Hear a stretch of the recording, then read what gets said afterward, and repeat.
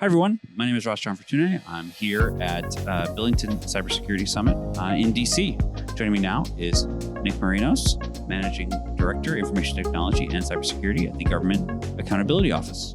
Welcome to the program. Thanks a lot, Ross. So, information security is obviously on the high risk list. Well, I shouldn't say it obviously is, but it is high risk list with GAO. What is the sort of state of play as far as the persistent and significant challenges that keep it there? Yeah, so it's been on this list for, goodness gracious, over almost 30 years at this point. The reason it was added back in 1997 are for a variety of issues that we still see true today. So, for example, commitment by senior leadership in trying to solve the problem and putting enough resources to be able to address the time information security issues. Now we talk about it as cybersecurity. Having the right amount of workforce with the right expertise to address the issues, and then also just having the ability to handle the low-hanging fruit. So having information security programs that address known vulnerabilities, practice good hygiene, testing, execution, monitoring. Those are the reasons that it's still true today. How is it changing since, obviously 97 is a long time ago, but how is it changing within that structure? Like, what's different now risk-wise versus 3 years ago, 5 years ago, whatever? Yeah, the high-risk list is definitely basically trying to keep up with the time. So in the early 2000s, unfortunately after 9/11, we saw the right emphasis on the need to protect critical infrastructure, of course from physical risks, but also cyber ones as well. In the early 2010s, we saw with the increase in our breaches of personally identifiable information, the need to protect personal information became a part of that high-risk list. In the late 2010s, around 2018, we got to a point where we felt like we needed to beat the drum harder on the need for a national strategy to address all of these issues. And that still holds true today. Fortunately, we've seen essentially every administration, you could date back to even Bush 1 to Bush 41. The reality is we're seeing strategies put in place, but we're not always seeing them executed effectively. And so that's kind of where we are in the state of play today. Where are those choke points for execution and implementation?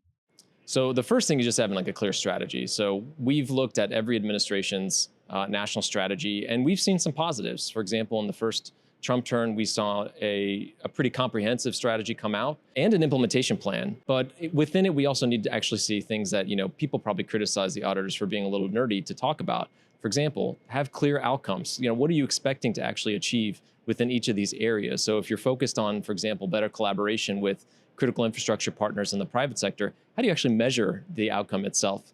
On top of that, having the right amount of resources and people to actually achieve what you need to achieve as well. We're continuing to see a shortage in the workforce, not only within the public sector, but also in the private sector to actually achieve the things that we want to see happen for a national strategy to be implemented.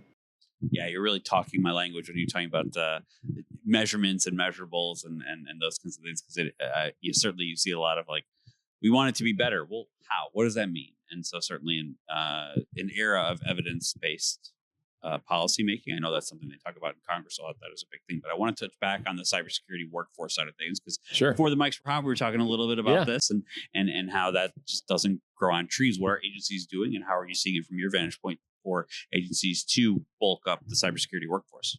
Yeah, so we've sort of seen two things happen. One, we have seen Congress and recent administrations put some effort into more creative ways to try to recruit and retain talent. So thinking about, for example, what's existed for almost 25 years now in the SFS CyberCorps scholarship program, which allows people to get help paying for their college in committing to the federal government that they'll work a certain amount of years.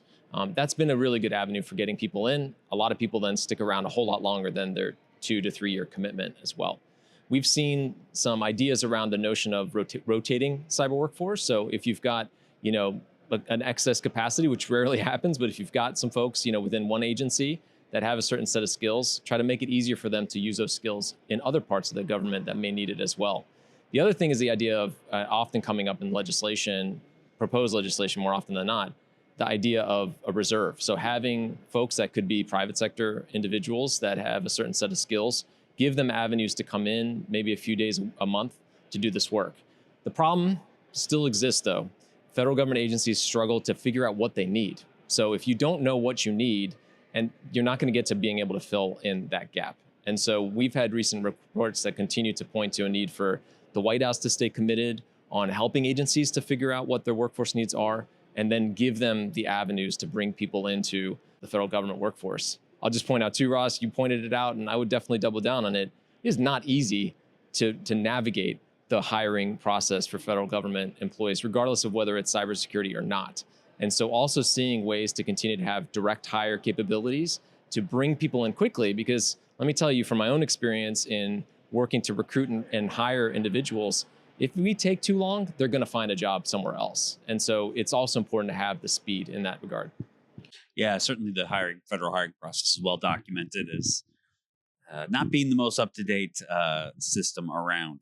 You touched on interagency communication, collaboration. Obviously, there are things like the ONCD director today talked about the span of time for reporting incidents, and obviously agencies talking for that.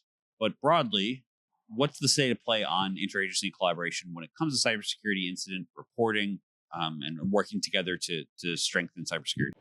Yeah, I would say that we've seen some strides over the last decade. So with the transformation of NPPD into CISA, we saw a committed workforce that not only has the expertise to certainly help in broader cybersecurity programs, but also to be able to be there, boots on the ground, when a cyber crisis may occur too. So having sort of a centralized workforce that you can use to bolster and leverage in other federal agencies, I think is one of the best steps that they could do. So continuing to see CISA kind of come into its own, I think is going to be very important, making sure that there's the right workforce and that they have the right ability to do that, to help federal government agencies that may not have the same set of expertise. I think that we've also seen an emphasis, we saw it also with Mike Duffy, the federal CISO, just a few minutes ago, in making sure that the CISO Council and the CISOs, I would also add the CIOs, are actively talking with each other. They're all facing the same threats and issues. And so what one person may observe as a singular issue may actually be prevalent across all agencies. That is a great reason why you want to be sharing information, because it can show that it's a bigger issue. So for example, SolarWinds, right, didn't just hit one entity, it hit many.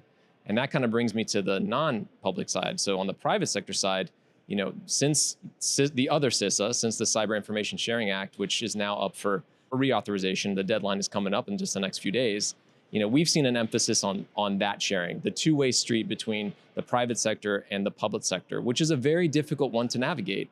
You've got to deal with the realities that private sector companies are going to be worried about liabilities. They're going to be worried about their tradecraft. They're going to be worried about their own customers' personal information.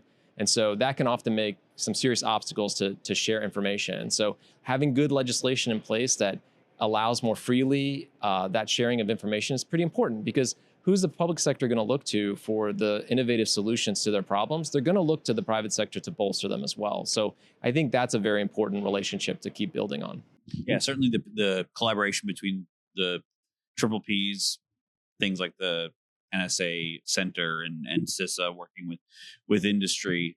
But as you know, that is very much a way to copy the successes that the private sector has done, because government famously not as fast. Yep. Different standards, different statutes, and such.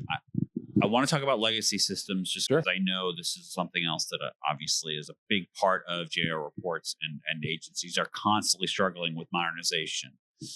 What's the state of play there now, 5 years, 10 years down the line? Yeah, I think we've continued to see this be an area where the federal government would like to see itself move more quickly than it does. So we still have legacy systems out there. Some of them could be up to 50 to 60 years old. Now, that doesn't necessarily mean that they're broken and need fixing, but they certainly need plans. And so GAO's work over the course of the last decade has really emphasized the importance for federal government agencies to think ahead about what will happen when a replacement is needed. It could be costly, right? It could be in the millions to keep something up and running on a given year and cost billions to replace it. But there are going to be some benefits to that. There are going to be some cybersecurity risks, but also benefits to going to more modernized technology that have to be considered as well. But if an organization doesn't have a plan, then they're going to be caught flat-footed. We've had situations and been on site when federal government agencies older systems break. And for example, even data centers themselves, hardware, it becomes harder to find that hardware if things have been taken out of manufacturing. The same case may be for software that's no longer vendor supported as well. What we have seen federal agencies put a focus on is modernization, but it needs to be connected with looking at what those plans are for the legacy systems themselves. So to that end, I want to end on this just because it is 2025. You can't have these conversations without AI. Within that construct, how does that fit within the modernization conversation and more generally the cybersecurity conversation? Yeah, I mean, I would come back full circle to what put cybersecurity on the high-risk list in 1997.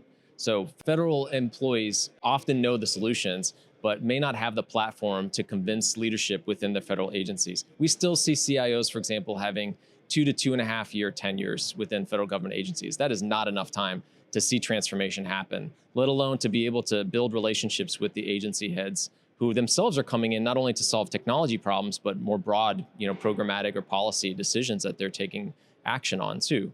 So I think that's something to keep in mind.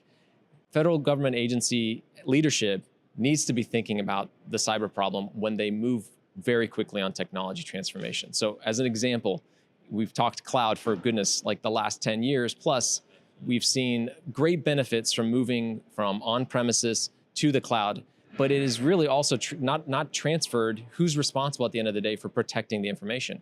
It's still the agency head. It's still CIOs out there, CISOs themselves. So in some ways, they may have a greater amount of tools that can help them to do that job better, but they can't do an out of sight, out of mind approach. The same applies for something like AI, especially if we're seeing the adoption of that technology happening so quickly. So I'll just point out, GAO about 2 years ago we did a review looking at use cases across the major federal agencies on AI. By and large, most agencies could not put a solid number on the number of use cases within their agencies. So having transparency, having awareness of which parts of the organization are leveraging AI and how is going to be really important to knowing that you're protecting the sensitive government information, the personal information of citizens, and the operations themselves to move smoothly. So I think those same principles are going to apply and are going to be even more important in the next 3 to 5 years. For sure. If I remember correctly, that report was one of the things that spurred DoD to do its audit of AI use cases, which is, man, that's a fun read if you want to take a look at some of those from the services. But obviously, yeah, identifying this stuff, having this information is critical. Nick, thanks so much for talking. Absolutely, Ross. Really appreciate it.